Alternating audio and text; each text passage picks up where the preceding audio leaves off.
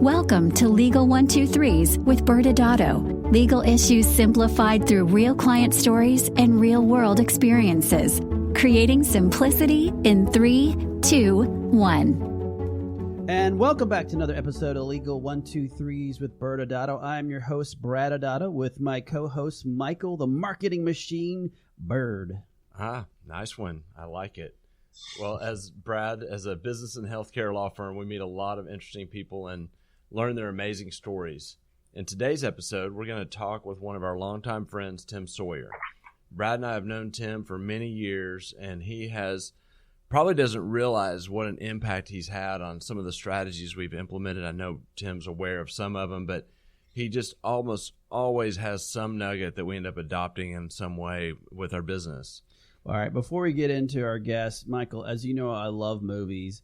And do you remember the movie A Few Good Men? Well, of course. Tom Cruise, Jack Nicholson, Demi Moore, all in it. And, of course, 6 Degrees of Kevin Bacon. A movie about a naval investigation and a trial of 2 Marines who may have killed one of their own in a hazing accident. And I think should be a required movie for all incoming lawyers. Absolutely. It's a great movie.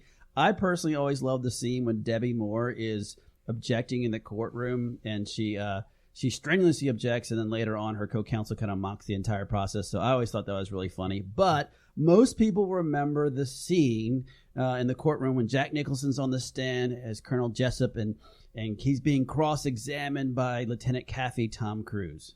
Yeah, and Colonel Jessup starts with, "Do you want the truth?" as the question. Yeah, and that's, Michael, I'm not going to be able to do my Jack Nicholson impression, but with a very passionate response, he says, "You can't handle the truth." It's a classic. And but anyway, what does this have to do with Tim? Well, as you mentioned in the beginning, we've got to spend a lot of time with Tim over the years, and he has this incredible great nature. He's also a motivational speaker. And when he thinks about the passion and energy that Tim brings to the podium, it kind of reminds me of Jack Nicholson in that particular courtroom scene, because let's be honest, Tim's energy will dominate the room. Well, I'm glad you went with Jack Nicholson and not Hulk Hogan. But so I'm going to do the formal introduction and give the bio for Tim, and this will not even scratch the surface as usual with our guests, and especially with Tim. Tim is the host of a podcast, True to Form. We've been on it a few times. It's awesome. You should check it out. Tim is the founder and president of Crystal Clear. They provide software marketing and consulting. And Crystal Clear is not Tim's first rodeo, as we'll talk about today. He's a 2-time Inc. 500 entrepreneur and highly regarded speaker for more than 28 medical associations. Tim, welcome. I assume I'm going to be answering some questions, and the only question I have for you guys is, are you sure you want the truth? Well, we can always edit it out if we don't want it. Thank you for having me on, guys. I really appreciate it. Absolutely. We're super pumped to have you. And Tim, our theme this season is thinking outside the box. And as Michael had referenced, you have a really cool story. You've had multiple different ventures in different industries. Currently, we are at Crystal Clear. So let's talk, let's first start with beginning, which is where, what were your influences to develop Crystal Clear? Yeah, it's a great question. And so my story, I haven't had, believe it or not, haven't had a lot of stops along the way. So you graduate, college at 22 years old. The only job, quote, I've ever had, I worked for a federal savings bank for 12 years. It was really a subprime lender cloaked as a federal savings bank. The guy who owned that bank, and it was probably at the peak worth $200 million. Unfortunately, I didn't have any equity in it, but was such an animal. This guy literally at 70 years old was still going in, the president and the owner of the bank, at 7 in the morning. He would work till 8 o'clock at night. And at the peak, he would literally call me when I was working West Coast hours, because we did business in LA, literally call me driving on the highway by the bank, call me at 10 o'clock in the office and remind me that there was a light on upstairs and to go and turn it off. And what the big takeaway from that, it was a crazy sales environment. Talk about a crazy sales environment. We literally had, if you remember the old 7-Eleven mirrors, You go in and they could look down the aisles to make sure nobody was shoplifting. Where we had 40 loan officers, at the end of each loan officer row, they had a 7-Eleven mirror so that the managers could make sure that people were on the phone throughout the entire day. This was a hardcore sales environment. And I was grateful. It was difficult. It was competitive, but I was grateful because it embedded in me for the rest of my life that every morning you get up, you have to be thinking, okay, what can I do right now to get another deal done? And then extrapolate that to get a task done or grow a company. So the work ethic that instilled in me, and a healthy sense of fear, because this guy would literally walk desk to desk, 40 loan officers, and go through your pipeline one deal at a time and ask you to show him the paperwork. And he was probably making $10 million a year at a time at that point in time. I never forget that. So that was the only job I had. And then I ended up meeting Adam DeGrave. I assume we'll talk about that. We started our first venture in 2005 in the mortgage industry, in the teeth of the worst economic crisis in the mortgage industry in our lifetimes. And it was an interesting stop. We had to retool. So we had all these amazing contracts. We couldn't execute any of them because banks were failing, credit unions were failing, mortgage companies were failing. And so we had to retool the entire business to cater to the insurance industry. And so the lesson from that time in my life was you have to be adaptable and flexible, and you have to know when to fold them. So that was the second stop. We sold that to a private equity firm. We did it for 8 years and then moved from insurance into elective medicine. And Adam brought a ton of experience because he brought, prior to going into mortgage and insurance, he was actually a car guy, built a really big business in the car industry. So each one of those taught me a different lesson, and I'm grateful for all of them. And some of them, I always call it tuition. I paid a lot of tuition along the way. So yeah, the consistent or constant there is that it's you and Adam. I mean, you guys hooked up, I guess with what was at the time the mortgage industry that pivoted. But talk about kind of how you and Adam went into business together and what your goals were, both with that business and as you started Crystal Clear. So the way Adam and I met is our daughters went to school together. Then the wives became friends, and then he and I became friends. And so he was getting ready to sell. He owned a company at that time called BZ Results that was doing, first generation digital marketing, CRM, that type of thing, website development. And he sold it to ADP, the payroll company. And about a year and a half prior to that sale, he and I had been friends for a few years. He said, "Hey man, would love to work together on my next project." And he introduced me to the idea that there's a different way of getting paid where you don't always have to exchange dollars for hours, and that you can build IP and then sell that IP. So you don't always have to have you're moving your hands to make money. And it was a really cool concept. So he actually invited me to become a partner. And he had that. BZ was a super successful business. He sold, like I said, they sold that to ADP, the payroll company. And we were friends. So we've been friends for 20 years, business partners for 15. He had a set of skills that I didn't, and I had a set of skills that were complementary to his. And we kind of recognized that about each other, that the things that he's amazing at, I'm not. The things that I'm amazing at, he's not. And together, it works. It works for us. Did you guys go into your first venture together with a goal of building it and selling it, or did y'all have a different goal? Yeah, absolutely. So one of the lessons that we've learned in the two companies that we built together is in both of them, we began with the end in mind. So the way that we look at business is maybe a little bit different than other people. In other words, we're not building legacy businesses. So first we look at what's the niche and what can we bring to that niche to be disruptive. But before we did anything, we had very detailed financial and sales models. And it was always, okay, This is how we're going to start the business. But the bigger question is, how are we going to get out? How are we going to exit? Who are the potential buyers?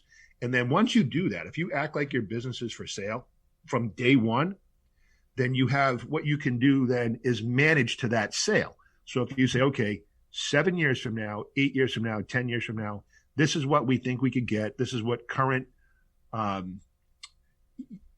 you can kind of look at it and say, okay, this is what a current valuation would look like if we had this profit margin, gross profit margin, if we had this much revenue, this many clients.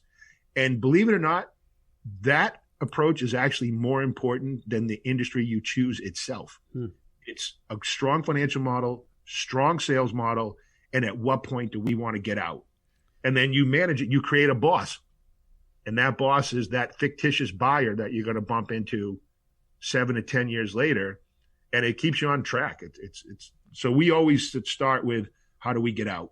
I notice every time we talk, and I ask this question on purpose because I think it's such a strong discipline on how to run a business.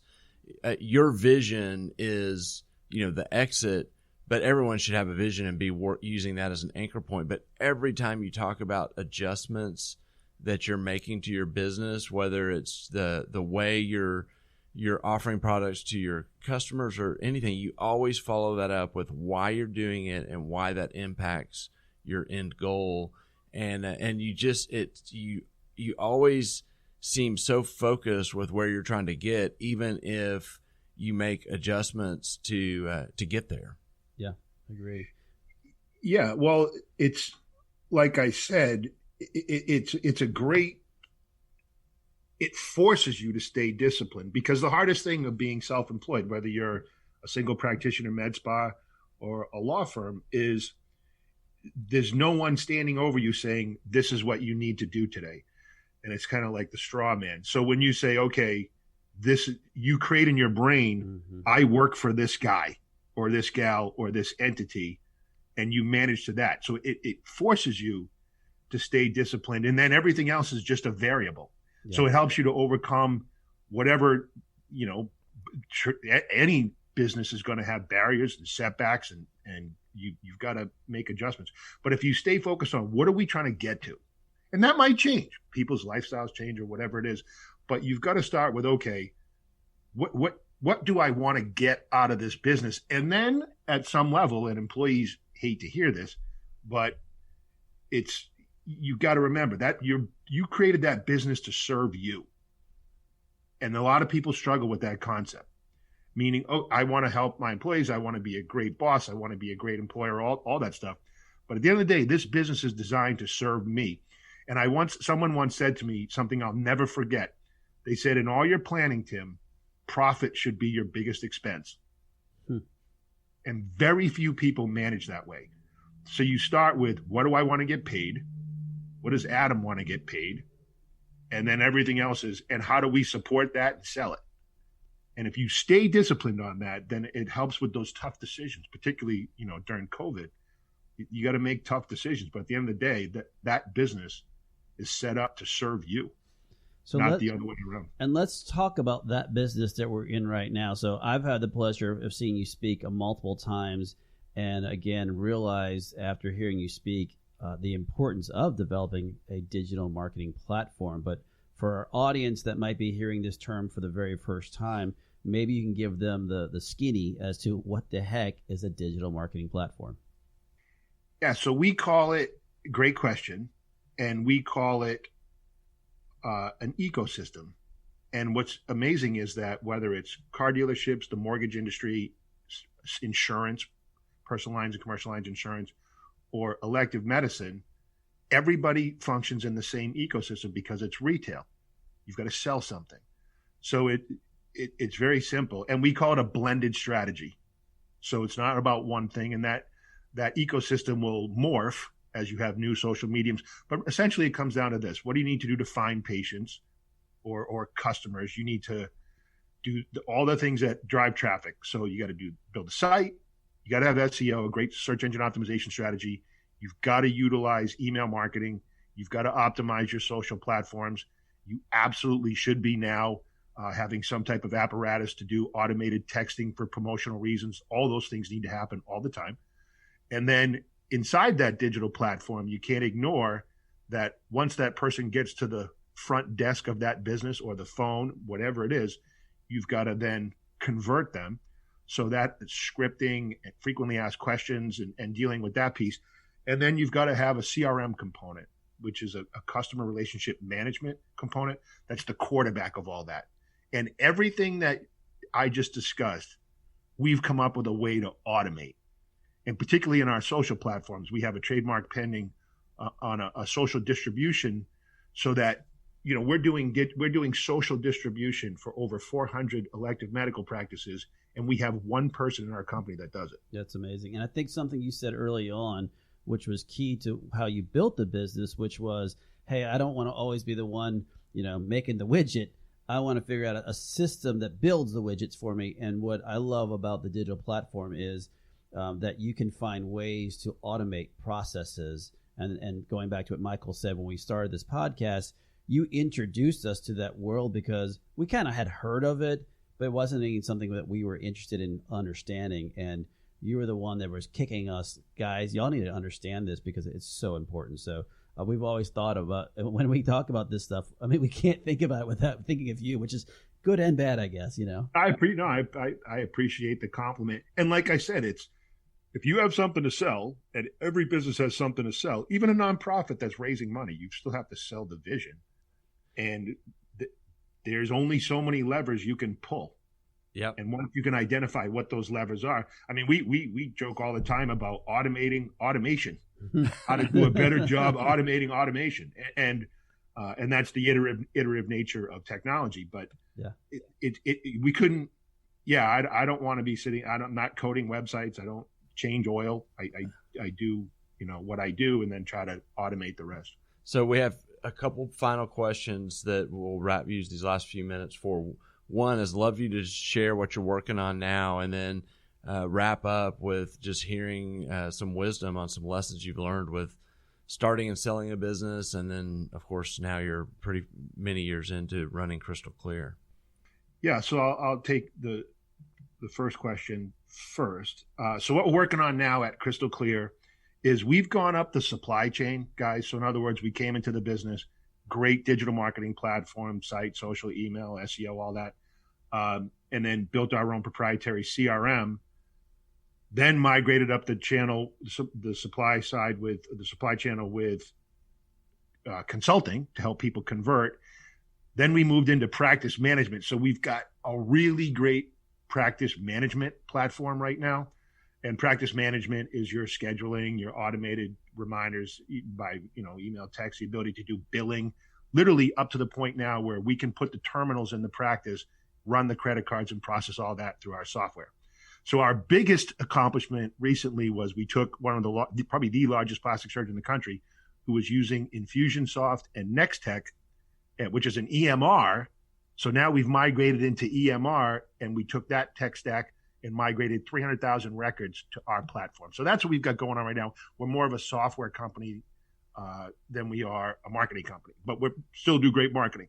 And then in terms of the life's lessons, for me, it's the biggest thing, and I thought about it as we were getting ready to get on this call, is number one, like I said, begin with the end in mind. How do I get out of this? Take time up front, borrow money, put it on a credit card, whatever you do. Create a strong financial model that will keep you disciplined. Mm-hmm. You don't do that, you will never, ever, ever get what you want from your business, and you will wander in the woods forever. And then the last piece I would say is know when to fold them. If you've got a strategy that's not working, just because you've spent a year and 200,000 or 100,000 or $1 million trying to make that strategy work, know when to bail and say, you know what, I paid tuition on that, and then go to something that works. And so those are the three things. Begin with the end in mind, strong sales and financial model, know when to fold them if you've got a strategy that's not working. And if you just take those three things, and the last thing is try to walk in purpose. So yeah, you can build a business that makes money, but it's got to be something that inspires you and gives you oxygen, so that you can love, the business can love you, and you need to love it back. That's awesome. I mean, yeah, again, this is that moment where when we sit around and have chances to visit with you, I get so I'm all pumped up right now to go start a business, which I don't need to do, but I love your again, the passion that you bring to it. And again, I know this is you're only hearing his voice, but Tim is a larger than life kind of guy, and he is a pleasure to be with in person. But I'm so happy that you could join us in this podcast today. This is probably the shortest conversation we've ever had, which is really sad. I'm trying to be disciplined. Well, thank you guys. I really appreciate you having me on. You guys are amazing, and you're humble in that you're doing. First of all, the fact that I'm on a podcast with really smart lawyers says everything you need to know about you guys. You're super innovative thinkers, and I'm grateful to have you as friends. And I look forward to doing a lot more projects together. So I appreciate it, guys. Yeah, and as Michael started this podcast, Tim's True to Form podcast is great, and so we will have a link on the bottom of this podcast, so you can go find him. But please listen and subscribe to his podcast also. It's very informative. But thanks again, Tim. Thank you very much, guys. Have a great day. See you. Tim, we're so grateful for you being here. We got so much, as usual, from your content, and we're going to roll into a commercial right now. And after we come back, Brad and I will kind of give some legal perspective to the different pieces of wisdom that Tim shared. Many business owners use legal counsel as a last resort rather than as a proactive tool that can further their success. Why?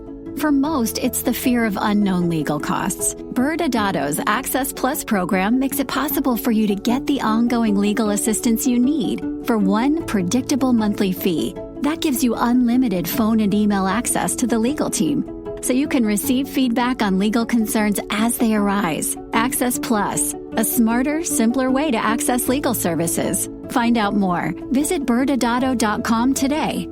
And welcome back to Legal 123s with ByrdAdatto. I am your host, ByrdAdatto, with my co-host, Michael Byrd. Michael, we just had a great time visiting with our good friend, Tim Sawyer. We learned a lot about his incredible journey. We actually, he gave us some incredible good takeaways, I think, for the entire audience. But I'd love to hear your thoughts about some of the things that he said that our audience should be considering. We always talk at the beginning with our startups. So this is a lot of entrepreneurs or physicians starting their practice, and we ask what their goals are. Where are they going to be in 5 years? And that connects so much to Tim having the end in mind at the beginning. And from a legal perspective, it affects a lot. It affects your structure.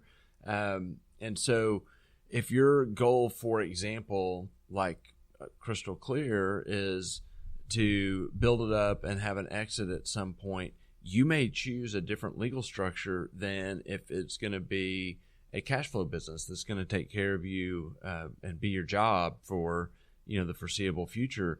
One of the things we'll see a lot of times in the tech world is the idea of, should we be a C corporation or an S corporation? And the C corporation for years was... And pause just for the audience to understand. Michael's actually talking about determination of your tax election when you are determining between S and C. Yes. So, yeah, you file an entity. You may be a corporation in whatever state, and then you make that election of whether you're going to be taxed as a C corporation. We could probably put everyone to sleep going into the depths of what that means. But the point is it's quite significant on the strategy you choose. So if you are in a cash flow business and a C corp, you are going to pay way more taxes. You hear the term double taxation for years. Yet if your idea is that you're going to build it up and sell it in 5, 7, 8 years, a C corp may be way better, and you may save tons of money because of the deductions that are available. Yeah, and I think, if there's some other thoughts I had is, especially since you were talking about C and S corps, and we've dealt with this issue before, is people don't realize why it's so important. And the why is, if you're an S corporation, and this is the part where get ready to get your eyes rolling back and hopefully you'll stay awake, but the really important piece here is, if you're an S corp and you plan to have another business come in and buy into your entity, S corps are limited to natural people, meaning that another corporation can't come in and buy into your entity. And so in the transactions that we've been a part of, we had to conduct an S inversion. That means that they had to basically form a whole bunch of new entities, file new S elections, file a Q sub, revoke the Q sub. I mean, when I say, I know, imagine how you're feeling right now just hearing me talk about this, but that's going to slow you down your transaction completely and be very costly. Things that you didn't even think about, but the only way to get the deal closed is to do something like that. And we talk about, many of you have heard us talk about the 550 rule over the years. And the basic idea is you can pay $5 to do it correctly on the front end, or pay $50 on the back end to clean it up. And this is another example where you can set up your structure, just kind of checking the box. I'm just going to go, form an LLC because that's what my friend did, not think about where you're trying to go. And it may work out, or it may not be the right thing for where you're trying to go, and you end up spending the $50. Of course, we know that that's just an imaginary number. It's way more than $50. This is true, and we have a story on that one too. What I want to wrap up now, Michael, but I think the important takeaways for everyone to think about is when you are opening your doors or coming up with your ideas, you need to do a little bit more pre-planning as to why are you starting this entity? Why are you starting this company? And people forget that. They're just in such a rush to get through the front door and get the doors open. They don't stop and really build their plan, their business plan, to really think through that. So I think that's a love about Tim, is that he's done this multiple times and he always starts with that process. Awesome. Thanks again for joining us today. And remember, if you like this episode, please subscribe, make sure to give us a 5-star rating, and share with your friends. You can also sign up for the ByrdAdatto newsletter by going to our website at ByrdAdatto.com. ByrdAdatto is providing this podcast as a public service. This podcast is for educational purposes only. This podcast does not constitute legal advice, nor does it establish an attorney-client relationship. Reference to any specific product or entity does not constitute an endorsement or recommendation by ByrdAdatto. The views expressed by guests are their own, and their appearance on the program does not imply an endorsement of them or any entity they represent. Please consult with an attorney on your legal issues.